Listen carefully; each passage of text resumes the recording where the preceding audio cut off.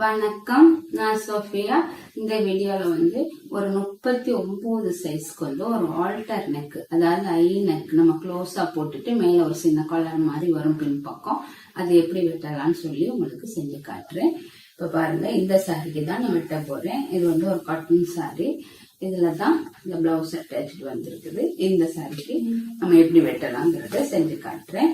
இது blouse piece. பின்பக்க உயரம் 15க்கு மார்க் பண்ணிருக்கிறேன். அந்த உயரத்துக்கு நேரா கோடு போட்டுக்குருவோம். ஏன்னு சொன்னா நான் இதுல அப்படியே ஒரு அரை இன்ச்சு கீழையும் மேல அரை இன்ச்சு எனக்கு போதும். 14 தான் உயரம். அடுத்து ஷோல்டர் மார்க் பண்ணணும். இது க்ளோஸ்னால நாங்க 7.5க்கே மார்க் பண்ணிக்கிருவோம் ஃபுல் ஷோல்டரை. அடுத்தது அந்த 7.5 இருக்கு தானே, அதுல இருந்து அப்படியே 7.5க்கே நான் அப்படியே கோடு போட்டுக்கிறேன். கீழையும் அதே அளவுக்கு 7.5க்கே மார்க் பண்ணியாச்சு. மார்க் பண்ணிட்டு அதுல இருந்து நாங்க உடம்பு மார்க் பண்ணணும். 39 சைஸ்ன்னு சொல்லல, ஒரிஜினல் அளவு 9.75 வரும். 4ஆ பிரிக்கிற நேரம் 39 4ஆல டிவைட் பண்ணா 9.75 வரும். பிளஸ் 1 இன்ச்சு சேர்த்து 10.75க்கு மார்க் பண்ணணும். அப்ப சரியா 10.75க்கு மார்க் பண்ணிட்டு தையலுக்கு ஒரு 1.5 இன்ச்சு எக்ஸ்ட்ரா விட்டுக்கிறணும். தையலுக்கு 1.5 இன்ச்சு விட்டுட்டு இது நேரா இதுக்கு நேரா அப்படியே கோடு போட்டுருவோம். தையலுக்குள்ள இடத்தையும் கோடு போட்டுக்கிறணும்.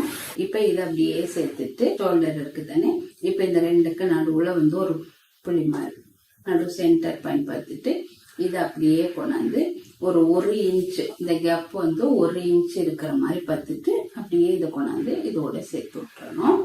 இதுதான் பின்பக்கம். இதுல நெக்கு மார்க் பண்ணணும். நெக்கு ஒரு 3.5 இன்ச்சுக்கு மார்க் பண்ணிக்கலாம். க்ளோஸ் தானே, பின்னாடி 3.5 இன்ச்சுக்கு மார்க் பண்ணிட்டு பின்பக்கத்துக்கு 1 இன்ச்சு வச்சா போதும். ஏன்னா நாங்க அந்த கொலர் இப்படி 1 இன்ச்ல தான் வரும் பின்பக்கம். இல்ல இந்த 1 இன்ச்சு கூட தேவையில்லை, அப்படியே கூட இதுலயே வச்சாலும் நல்லா இருக்கும். நான் இப்படி 1 இன்ச்சுக்கு மார்க் பண்றேன். அவ்வளவுதான். இதுல ஷோல்டர் ஒரு அரை இன்ச்சு ஸ்லோப் கொடுத்துக்கிறணும். இந்த இடத்துல நெக்குக்கு ஒரு அரை இன்ச்சு நான் ரவுண்ட் கொடுத்துருக்கிறேன். அரை இன்ச்சு கொடுத்தா போதும். அப்படி இல்லாட்டி இதுலயே அப்படியே வச்சு பொருத்திடலாம். ரெண்டு மாதிரியும் செய்யலாம். நான் இப்போ ஒரு அரை இன்ச்சுக்கு ஸ்லோப் கொடுத்துருக்கிறேன். இந்த இடம் ஸ்லோப் பண்ணியாச்சு, அரை இன்ச்சு. அடுத்தது நெக் நாங்க பின்னாடி ஒரு 10 வரையுமே போடலாம். நான் ஒரு 9க்கும் மார்க் பண்ணிட்டு இது பின்னாடி மூடிதான் இருக்கு. அப்ப நம்ம இதுக்குள்ள ஒரு டிசைன் ஏதாவது போட்டுக்கிறலாம். அப்ப இது இன்னும் அழகா இருக்கும் பாக்குறதுக்கு. அப்ப நீங்க இத பின்னாடி கொலர் வச்சபடியே இருக்க கீழே இருந்து இப்படி நாங்க எங்களுக்கு விருப்பப்பட்ட ஷேப்ல நாங்க போட்டுக்கலாம். போட்டுட்டு இப்படி நான் ஒரு ஃப்ளவர் ஷேப்ல போடுறேன், பெட்டல் மாதிரி. அப்ப இந்த ஷேப்பை நாங்க பின்னுக்கு வச்சு எடுக்கிற நேரம் வந்துடும். இதை நாங்க லைனிங்ல தைக்கிற நேரம் வந்துடும். இது உங்களோட விருப்பம் தான். இல்லையா இதுல ரவுண்ட் ஷேப் கொடுத்துடலாம். இல்ல இந்த டிசைன் வைக்காமலே பெக்க மூடி அப்படியே தைச்சிடலாம். அடுத்து இந்த 4 இன்ச்சு இடைவெளி இங்க இருந்து ஒரு 4 இன்ச்சுக்கு தள்ளிட்டு இந்த இடத்துல ரெண்டு பக்கமும் அரை இன்ச்சு பராரம் 1 இன்ச்சுக்கு ஒரு டாட் பிடிச்சிடணும். அதுவும் 4 இன்ச்சு உயரம் இருந்தா போதும். இது பெக் ஓப்பன், இந்த பின்னாடி வைக்கிற டாட் இவ்வளவுதான். இப்ப இதை நாங்க கட் பண்ணி எடுத்துக்கிறோம்.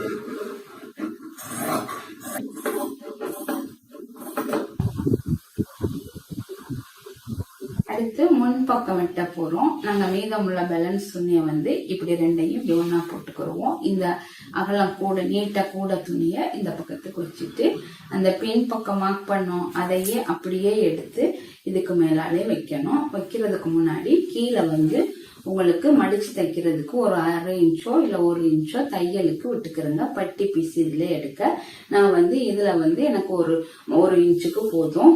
1 இன்ச்சுக்கு நான் இதுல மடிச்சு தைக்க பட்டி பீஸ் தைக்க எடுத்துக்கிறேன்.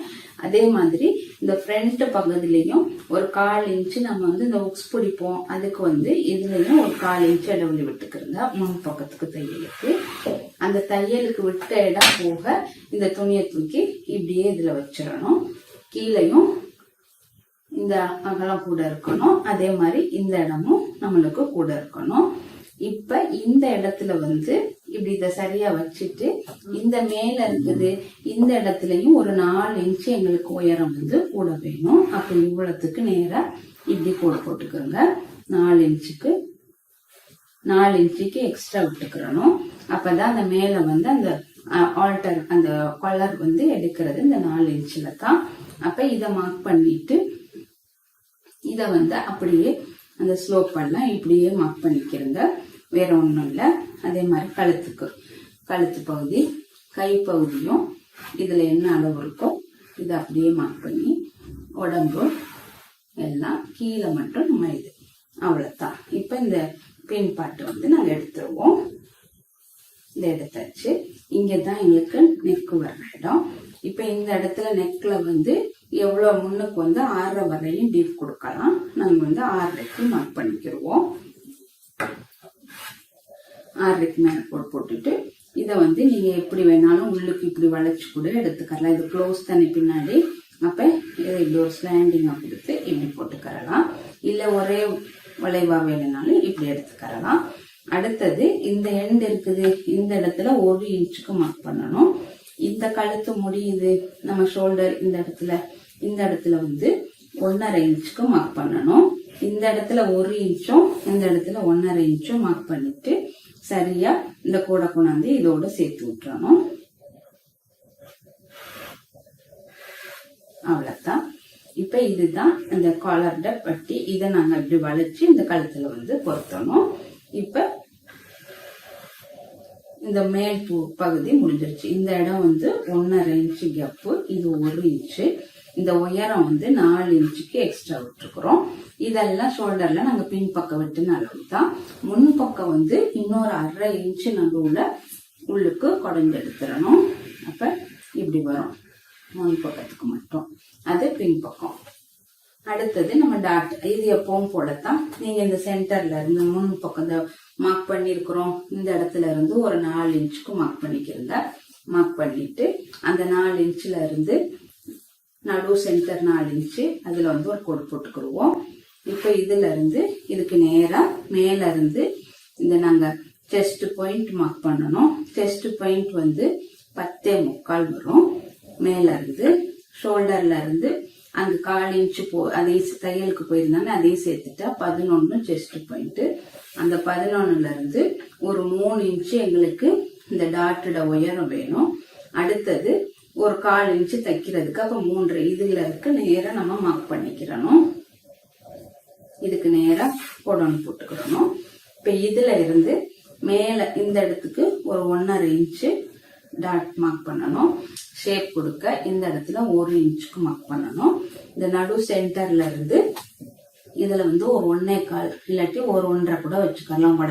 செஸ்ட் அளவை பொறுத்து இதுல வந்து 1.25, இந்த பக்கத்துக்கு 1.25, 2.5 இன்ச்சுக்கு டாட் மார்க் பண்ணணும். சரியா? இப்ப இது ரெண்டையும் நேரா போட்டாச்சு. இப்ப இந்த பாயிண்ட கொண்டாந்து இதோட சேர்த்துடணும். அதே மாதிரி இந்த பாயிண்ட் கொண்டாந்து இதோட சேர்த்துடணும். அவ்வளவுதான். இப்ப இதுல வந்து இன்னொரு டாட் போடணும். இந்த எண்டுல இருந்து இப்படி, அடுத்தது இந்த எண்டுல இருந்து ஒரு 1/2 இன்ச்சுக்கு முன்ன பக்கம் டாட் கொடுத்துடணும். இதை அப்படியே கட் பண்ணி எடுத்துருவோம். இதுதான் ஒன் பாட்டு இப்படி வெட்டி எடுத்தாச்சு. இதை அப்படியே மார்க் பண்ணிட்டு இதை விட ஒரு கொஞ்சம் 1/4 இன்ச்சு எக்ஸ்ட்ரா விட்டுட்டு இந்த துணியை அப்படியே வெட்டி எடுத்துக்குவோம். இதை அப்படியே வச்சுட்டு இதை வந்து முன் பாட்டு தைக்கிறதுக்கு அப்படியே கைக்கு வந்து இந்த போர்டரை நாங்க தனியா எடுத்துட்டு இது ரெண்டையும் மடிச்சு இன்னக்குள்ள ஒரு சுருக்கு கை மாதிரி நான் எடுக்க போறேன். அப்ப இந்த ஃபர்ஸ்ட் இந்த போர்டரை வந்து தனியா வெட்டி எடுத்துக்கிறேன். ஒரு கைக்கு வந்து இதை இப்படி வச்சுட்டு இதுல வந்து எவ்வளவு உயரம் இருக்குதோ அதுல பாதி, இதுல 8 இன்ச்சு இருக்குது. அப்ப இதுல வந்து பாதி வந்து நம்மளுக்கு 4 இன்ச்சு வரும். அப்ப அந்த 4 இன்ச்சுக்கு நேரா கோடு போட்டுட்டு இதை அப்படியே கட் பண்ணி எடுத்துக்குவோம். ஃபீட் வச்சு சுருக்கிக்கிறணும்.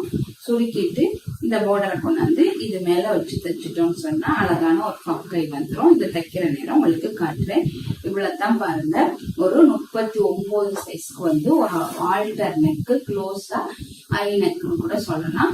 அந்த பிளவுஸ் வந்து எப்படி வெட்டலாம்னு ரொம்ப ஈஸியான மெத்தட்ல செஞ்சு காமிச்சிருக்கேன்.